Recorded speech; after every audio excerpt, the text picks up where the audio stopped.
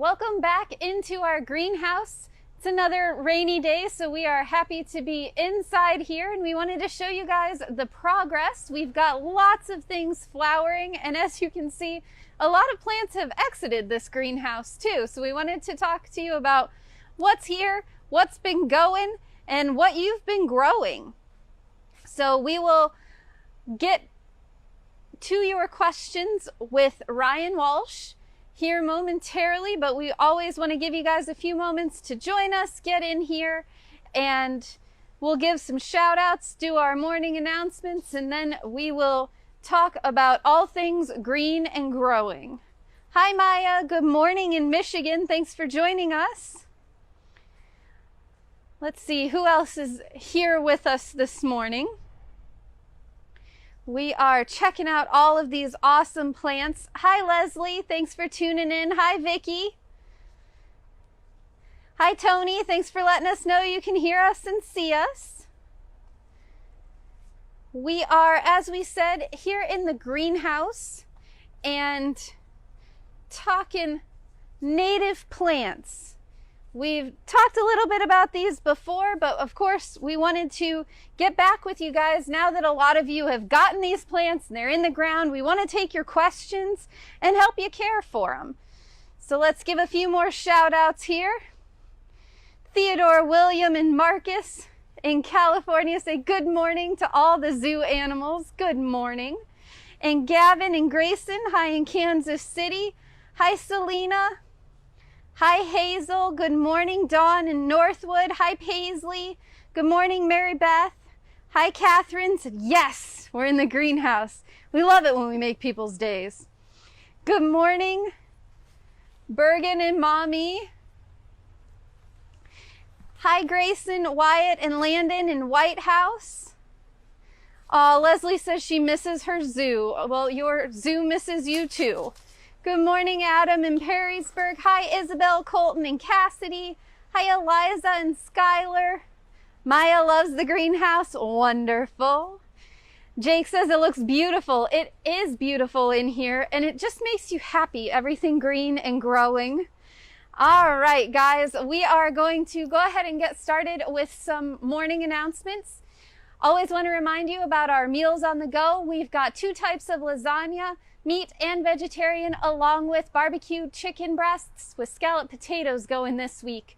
Don't forget, you can always add on those cupcake kits, the cookie kits, other kinds of dessert, and alcoholic beverages 4 per order.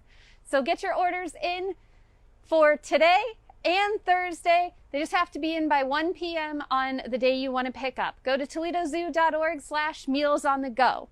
Also, you got almost a little over one more day to get in on our animal art auction. So you guys, if you've been joining us last week, you saw us do blow painting with Twiggy the African elephant, and a few weeks ago you saw Misa, our red panda, make some cool art. Those are up for sale on eBay, and the auctions end tomorrow, Wednesday, about 4 o'clock. So it's a cool fundraiser that we're running. You guys could get a unique piece of animal created art. Believe me, it's the best conversation piece you will ever own. So check those out. Always look in on our virtual offerings. They're always adding new things, visiting new areas, talking to different staff members, and adding new topics for you guys. So ToledoZoo.org/virtual. And don't forget, tonight is Troop Trivia. We have the family edition going on tonight, and then on Saturday night, we've got date night edition. So check that out at ToledoZoo.org/virtual trivia. Get your team together and sign up to win some cool zoo prizes.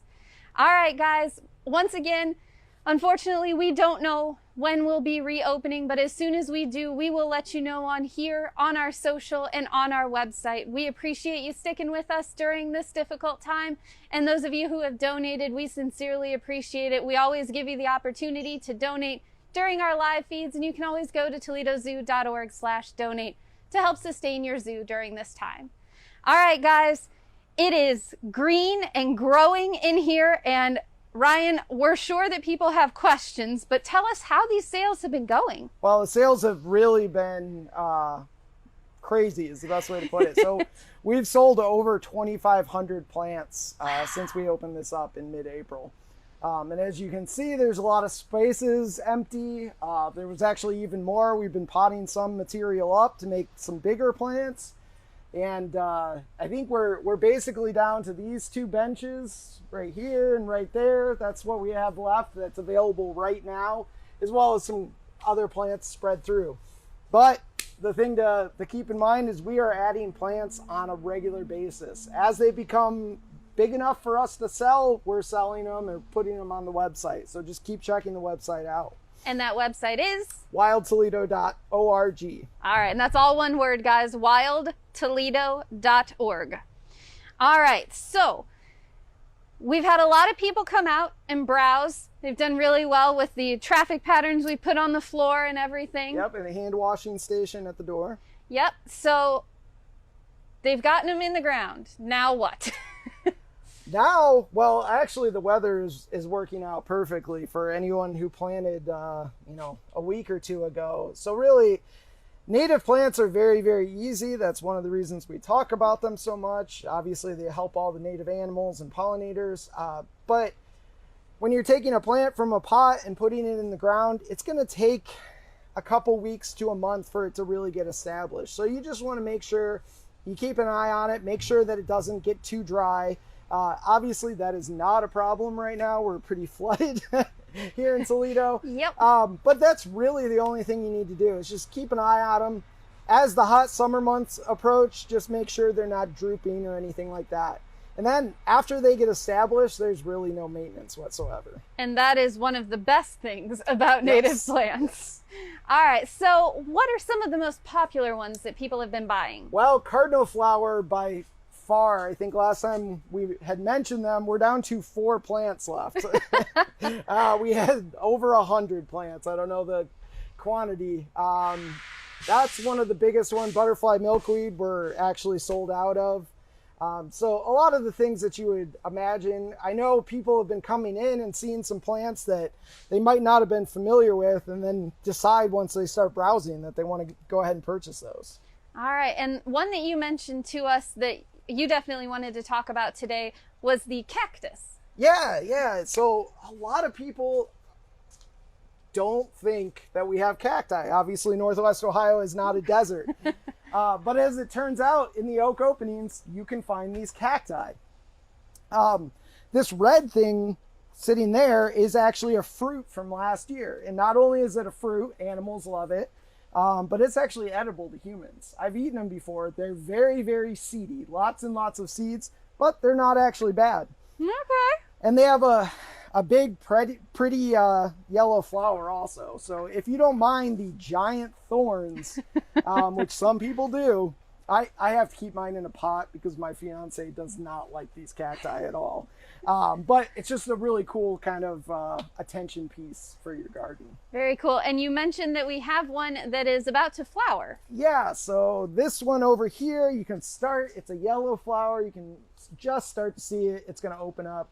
And really, it's almost as big as the pads that the cacti are. It's a really, really pretty flower. And so if I wanted to plant one of these, what kind of conditions would be best for it? Well, they are a cacti, so they do like it a little bit drier. If you have sandy soil, you shouldn't have an issue at all. But surprisingly, we've got people that are growing them here in South Toledo clay that they're doing okay. So obviously you don't want to put them in the wettest part of your yard, but a drier location. All right. And Rowan, age 9, wants to know, how many people have bought the plants? Oh, I have no idea. We've got a lot of customers. I think we're 300-400 customers at least. Yeah. All right. And the other thing you were mentioning, and I will say I didn't know that we were doing this part, was garden packages. Yeah, so we have 2 different garden packages. Unfortunately, the one type of garden package is already sold out. But these, if you have a bigger area, this is actually a really economical way to plant a lot of plants. So you can go online, select these packages, and you get these plug flats, which have 36 plants in them. And we mix and match so that you get a whole bunch of different species. And it's basically a garden in a tray for you. And you can plant them however you like or kind of go with the theme. And you get multiples of each so you can group them together. And those are $99. Correct. Those are $99 for 36 plants. Yeah, so that's quite a deal there. All right. Karina asks, can you repeat the procedure on how to shop here in the greenhouse? So when can they browse? What do they have to do to come browse? Yeah, so you don't have to place an order. You can just come browse on your own. If you go to wildtoledo.org, it will have all the pickup dates listed. And whenever there's a pickup date, we're also open for business. You can come browse. If you want to pre-order, you can pick those up either by just driving by, or you can get your pre-order and decide to check some other plants out and come on in. And just as Ryan was saying, we are following all of the suggested recommendations and protocols. So as you guys can see, we do have our face coverings. We ask that you have one when you come in. We have a hand washing station right outside, and they have put arrows on the floor to keep the traffic flow. And how many people can be in here at once? 8 guests or customers can be in at a given time. All right. So yeah, guys, if you want to come browse the greenhouse and, you know, kind of shop around, those pickup dates are when they will be open. And provided the weather is nicer, this will all be opened up, right? Yes, yeah, all the sides are open. Not this Saturday. We're actually closed this weekend. We had originally planned to go to the Toledo Flower Show this weekend, but that closed. So the weekend after next is our next open date, Saturday. Yep. But you guys can place your orders anytime on wildtoledo.org. Correct. And then come by on those next pickup dates. And we also have delivery. If you're still not comfortable or you're not comfortable going out, we can no contact delivery right to your door. Yep. And that is within 15 miles of the zoo? Correct. Ish. Yes. Yep. And strangely enough, Ryan, we are getting questions on here from Ryan Walsh. That's my son is watching. Yes. So Liam, age 8, would like to know, how long do cacti take to grow that big? That big? They do grow kind of slowly at first, but those I think we potted up last fall. And each one of those, we just took one pad or one ear, so one little piece of it, and they start growing really quick once they get to the size like that. And Ryan mentioned this, and we have talked about this when we've been in here before. Planting natives is very easy, and so it's a great way to get the kids out, get them interested in gardening, give them things they can do that they're going to see good benefits from, right? Oh, absolutely. Yeah, it's a great activity. They're not, maybe I wouldn't let your younger kids plant the cacti, but everything else, they're not going to hurt those plants. So. Yep. So Alex wants to know, have we gotten any orders from Michigan? Yes, I think we definitely have gotten orders from Michigan and people from Michigan coming down to shop. Very cool. All right. Do you guys have questions for Ryan? You've come, you've tuned into these, you've learned a little about them. Maybe you've come and gotten some and you've gotten them in the ground. Do you have questions about when they're going to bloom, what they're going to look like, how tall they're going to get, all of those good things? We are happy to take those from you. And in the meantime, Ryan, talk to us about some that are in flower. I'm seeing a little yellow flower right here. Yeah, so that is wing stem, and it's just starting to come into flower. They're in little 3 1/4 inch pots, so it's a little deceiving. These plants get huge. They will get at 6 to 8 feet when you plant them in the ground. Wow. And they'll continue flowering throughout the whole summer. Bees absolutely love this plant. And it's called wing stem because it kind of has this funky stem with little wings on the edges of it. So that's a really cool plant. Obviously, you don't want to put that in the front of your garden because it's going to block everything else out. But I have those at home. They're really great plants. Very easy to grow. Awesome. And Cheryl wants to know, she's looking for rhubarb. Do you have rhubarb? No, we do not have rhubarb. All right. Rochelle asks, do you have grasses? Yes, actually right behind me. So we've got, these were actually outside for a little bit, which is why they're yellowing up, or they were outside in April. So they got a little bit yellow from the cold, but now they're greening up. So we have blue grama, Indian grass, big blue stem, and side oats grama, and little blue stem. And we have quite a few of those that we're just starting to sell. All right. And George would like to know, what's the rarest plant that you have here? The rarest plants. Let's see. Aside from the orchids, we got several rare plants in here. So get the cameraman. He's right behind us. So Indian paintbrush is, I think, probably aside from the orchids, the rarest plant. And I know this looks like a grass, right? Yeah. But these little seedlings growing in there are Indian paintbrush. Now, the reason why we have to grow them like that is Indian paintbrush is actually hemiparasitic. So its roots will tap into the roots of another plant and suck out some of its energy. Whoa. And that they have to have their host plant in order to survive. So the way we grew these, they're very rare plants in cultivation because of this. We actually started them simultaneously with one of their host plants, which are blue grama, the grass. So when you purchase these, you kind of get a 2-for-1 deal. You get the host plant as well as the hemiparasitic. Very cool. And I'm looking at the little ID that you have here. Does it bloom red or orangish? Yeah, reddish orange. You know, there's variation within individuals, but yeah, usually it's red. Very cool. And Thomas asks, what plants attract butterflies the best? The best? Milkweed. Butterflies absolutely love milkweed. They have a lot of nectar. But honestly, any flowering plant in here is going to probably attract butterflies. This fox that I sat out is a great one. And you can kind of tell that because when flowers have these long tubular stems, those are kind of custom made for butterflies to be able to reach in to get the nectar and other pollinators can't. Very cool. And that's got a very pretty purple bloom going right now. Yep. And Elias asks, how many bugs eat milkweed? Oh, well, I can think of 5 off the top of my head. All right. There we go. John asks, do you have pond plants?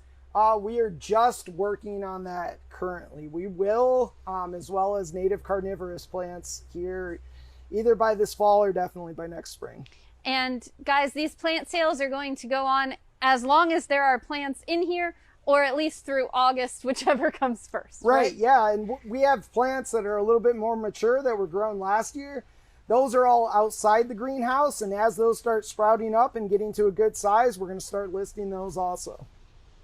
All right. And as you said, most everything in here will attract butterflies. Oh, yeah, for sure. All right. So Kelly says, we bought swamp milkweed. Is one plant enough to attract butterflies and caterpillars? Absolutely. So we've seen this time and time again. Just one plant, you will, within a year or two, will absolutely have monarchs laying eggs on them. Awesome. And she says, also, what plants should we plant near it to keep the monarchs around? Really, any of the flowering plants. Anything that has nectar, which is a lot of the flowers that we carry, will keep monarchs around. So adult monarchs are very non-specific. They'll nectar on pretty much any plant. All right. And let's see here. Rachel says, can we see some of the orchids that you're growing? Sure. They don't look like a lot right now because most of the ones we grow are early spring flowering. And since we had started them, we warmed the greenhouse up in February. It's actually more early summer here. These are actually orchids I'm doing some experiments on. These are not native to Ohio. These are from Southeast Asia. But this is a very rare one, Cypripedium macaulay. So this flowered, a month and a half ago. That's actually a seed pod. And we're going to be harvesting those and doing tissue culture on them, so maybe we can offer them in the future. Ooh, cool. And this, I was really hoping these would come into bloom. So this is a Goodyeara. It's a native orchid, does really well in the shade. You can see it's just starting to come into bud right now. It'll bloom here in a little bit. And that's a really nice white flower. We divided these out a little bit. They actually spread so that they're in big clumps. All right. And Karen would like to know, what should she plant to attract hummingbirds? Hummingbirds. Ooh. Well, we only have 4 of them left, but the cardinal flower is excellent for hummingbirds. They like red, right? They like red, but also anything that has those long tubular flowers like I talked about. So I think phlox is actually pretty decent for them, but those are 2 really good ones. And that leads right into Nathan, age 10's question. When will the cardinal flower bloom? Midsummer, so usually late June, early July, into August. And Mike says that Wesley, age 11, had them plant milkweeds in the flower bed thanks to what he learned watching these live feeds. Fantastic. Yes. The more milkweeds, the better. Yes, Mike says he wants butterflies. I think you should get them. Yes, yes. And Alex asks, what kind of carnivorous plants will you be selling? Yeah, so sundews, which are actually native right here in your backyard, we'll have those. Those are really cool. They're little plants. They only get about that big, but they have really sticky leaves, and that's how they digest the plants. If you go up into Michigan, there are some pitcher plants, and we're also going to be propagating those. So those are really the 2 big ones that we'll be carrying. Very cool. And Katie, no worries that you missed it. You can buy these plants at wildtoledo.org. And then they have pickup days. And on the pickup days, the greenhouse is also open for people to come browse and shop. So wildtoledo.org. And Rochelle asks, is the Indian paintbrush easy to take care of? Once you get it started, it's actually not bad to grow. So we're basically giving you this prepared package that it should take off for you, no problem. All right. Elias wants to ask the cameraman, how can you move so quickly and not drop the cameraman? Oh, me? Yes, you. Oh, hi. Well, I have the camera on a gimbal, which is kind of like a third arm for me, so I can kind of move it all around with no worries of dropping it or shaking it all around. And he is such a professional. He's so good at it, isn't he, guys? All right. Alex asks, what milkweed is good for half sun, half shade? I would say swamp milkweed will do just fine there. Half sun, half shade. You could actually do the poke milkweed also, which is actually a full shade plant, but it'll do fine in the half shade. All right. And what benefits do carnivorous plants have? They don't have a ton of benefits. They're just very cool native plants. That is their benefit, is Yes, they're really cool they're to talk cool. about. Yes, for sure. Although if you have, like fly problems, they're definitely going to take care of some of that. Oh, good point. Good point. Well, that leads into a good question. A lot of people are looking to deter mosquitoes and those sort of things. Do you have any plants in here that will help with that? Not really. The best thing that I would recommend is if you have some wet areas in your yard, consider adding some of our plants to do better in wet conditions, because just planting plants in that area will actually suck up a lot of that water, and kind of gives a little more diversity, because not only are you planting plants that are going to suck up the water through evapotranspiration, but those plants are going to get all sorts of native predators on them that are going to go after the mosquitoes. All right, love it. And Elise wants to know, do you have any trees for sale? We will very shortly. So yes, we've been ramping up our tree production this is our 2nd year. And we're going to have some trees coming online. They're all outside, obviously. We don't head start trees inside the greenhouse. And those will be for sale very, very soon. All right. And Mike asks, how do they keep bunnies out of the flower bed and garden? Any tips of the trade here? Well, Mike, if you can figure that out, I think you'd probably be a millionaire, because even our own horticulture department has issues with that. My best advice for rabbits in the garden is plant plants that they think are disgusting. What do those include? I think are disgusting. Let's see. I'm trying to think what I've never had rabbits eat. Let's see. Snake root, I don't think they'll eat. A lot of the native plants, since they've co-adapted with rabbits, they're just not very good for them. Milkweed are great because they have that sticky sap, and no animals like that. All right. Good to know. Yep. And Sam wants to know, are you selling veggies? No, we are not selling veggies. Is that something that may be coming in the future, or are we sticking with? Well, Wild Toledo will definitely always be just natives, but in the future it is possible that the horticulture department along with Wild Toledo. All right. And do we have any house plants? Houseplants. No, everything we have in here right now is native, so it's an outdoor plant. It needs to go through a winter. Okay. All right.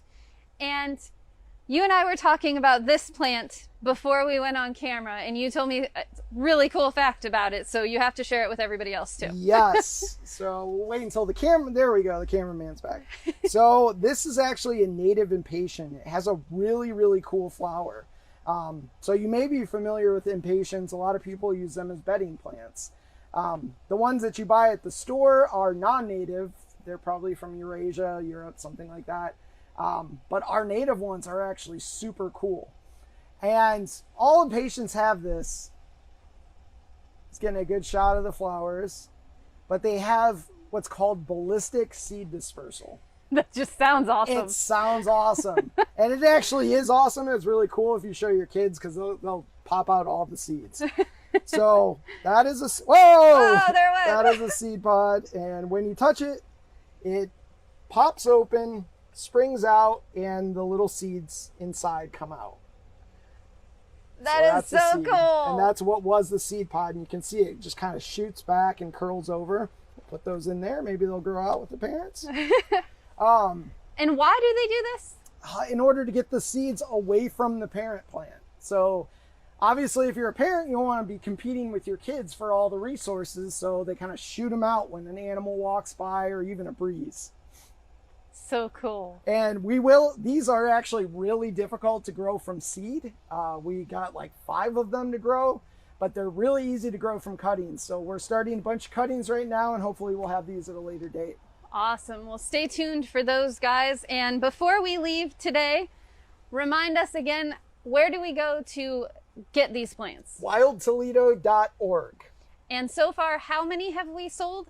Over 2,500 plants, and it just keeps going up and up. And you guys just keep growing more and more too. And it keep growing more and more and listing more on a regular basis. All right. Well, thank you guys so much for joining us to learn more about our ever-growing native plants here at the zoo. Don't forget, check out wildtoledo.org to make these yours. All right, guys, we will be back tomorrow. Until then, see you later.